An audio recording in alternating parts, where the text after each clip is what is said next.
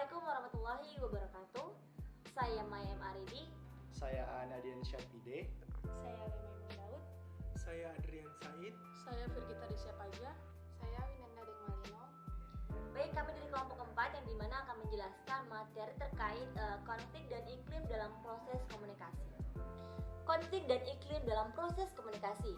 Komunikasi interpersonal adalah komunikasi yang pesannya dikemas dan diungkapkan dalam bentuk verbal dan juga non-verbal. Kemudian komunikasi interpersonal juga meliputi komunikasi berdasarkan perilaku spontan, perilaku menurut kebiasaan, perilaku menurut kesadaran, atau kombinasi dari ketiganya. Nah, komunikasi interpersonal lah tidak statis tetapi berkembang. Komunikasi interpersonal merupakan proses komunikasi yang berkembang yang berbeda-beda tergantung dari tingkat hubungan dari pihak-pihak yang terlibat dalam komunikasi. Pesan yang dikomunikasikan dengan cara pesan itu dikomunikasikan. Nah, komunikasi interpersonal juga merupakan komunikasi yang memungkinkan terjadi timbal balik. Dalam komunikasi ini terjadi interaksi di antara pengirim dan juga penerima pesan. Yang satu mempengaruhi yang lain. Kemudian pengaruh itu terjadi pada tataran kognitif, yaitu pengetahuan, afektif atau perasaan, dan juga behavior atau perilaku. Selanjutnya, pengertian dari keterbukaan diri. Keterbukaan diri yang biasa disebut self-disclosure merupakan kemampuan untuk mengungkapkan diri sendiri kepada orang lain. Informasi yang bersifat pribadi tersebut mencakup aspek sikap dan opini, selera dan minat, pekerjaan atau pendidikan, fisik, keuangan, dan kepribadian. Selanjutnya, terdapat aspek-aspek dalam keterbukaan diri, di mana menurut De Vito dalam Gainau 2009, keterbukaan diri berbeda bagi setiap individu dalam hal kelima aspek di bawah ini, yang dimana pertama yaitu amount atau kuantitas dari pengungkapan diri. Kuantitas dari pengungkapan diri dapat diukur dengan mengetahui frekuensi dengan siapa individu mengungkapkan diri dan durasi dari pesan self-disclosing atau waktu yang diperlukan untuk mengutarakan statement self-disclosure individu tersebut terhadap orang lain. Yang kedua, valence atau nilai. Valensi merupakan hal yang positif atau negatif dari penyingkapan diri. Individu dapat menyingkapkan diri mengenai hal-hal yang menyenangkan atau tidak menyenangkan mengenai dirinya, memuji hal-hal yang ada dalam dirinya atau menjelek-jelekan diri individu sendiri. Dan yang ketiga yaitu akurasi atau kejujuran. Ketepatan dan kejujuran dalam pengungkapan diri.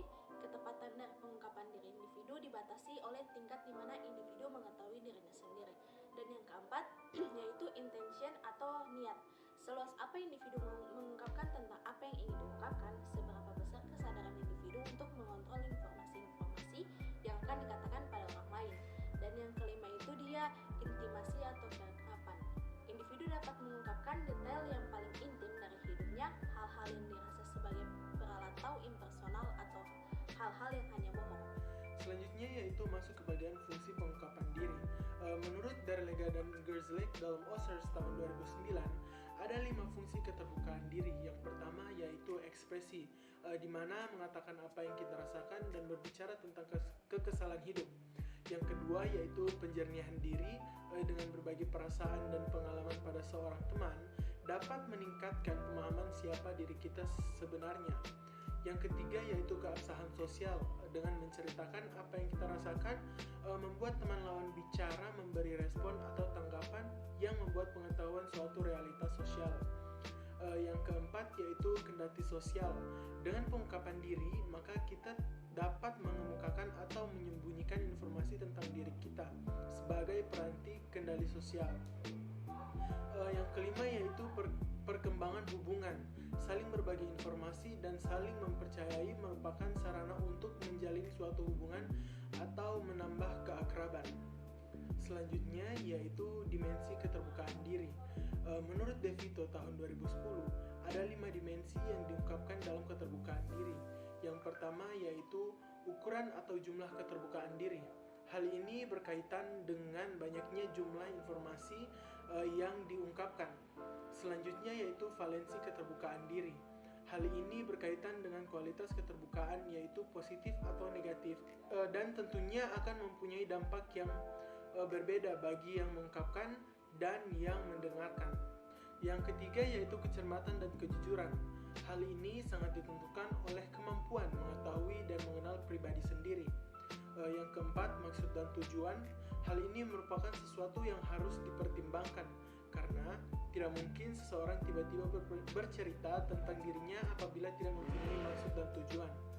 Yang terakhir yaitu keakraban. Keakraban mempunyai kaitan yang sangat kuat dalam kegiatan keterbukaan diri.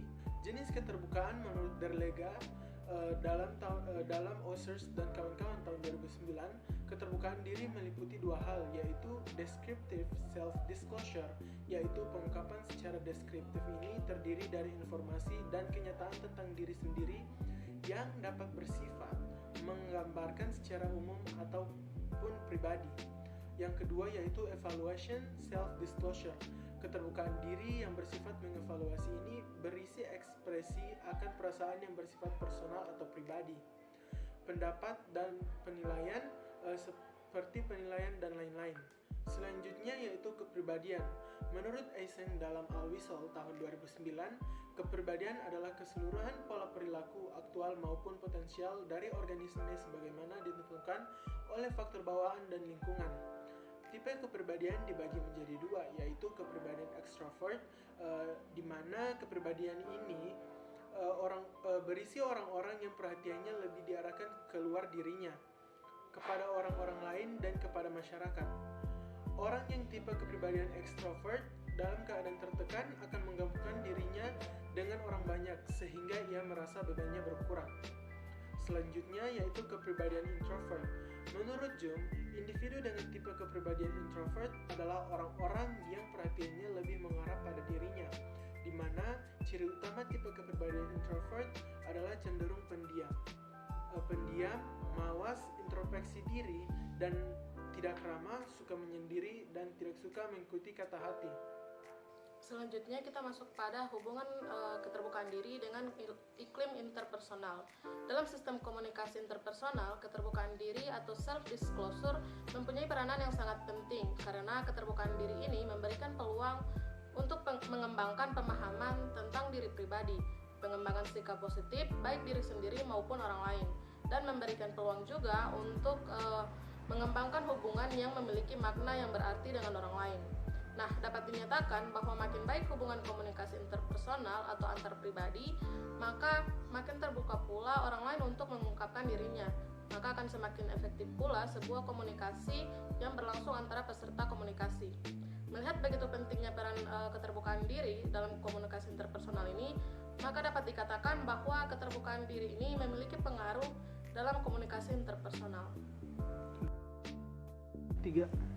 Adapun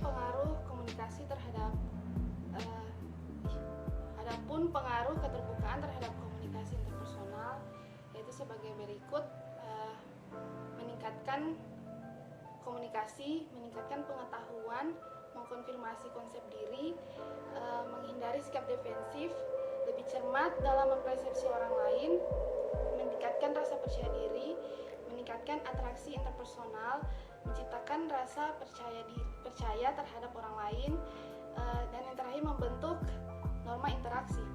Sekian presentasi materi dari kelompok kami, lebih dan kurangnya mohon maaf. Wassalamualaikum warahmatullahi wabarakatuh.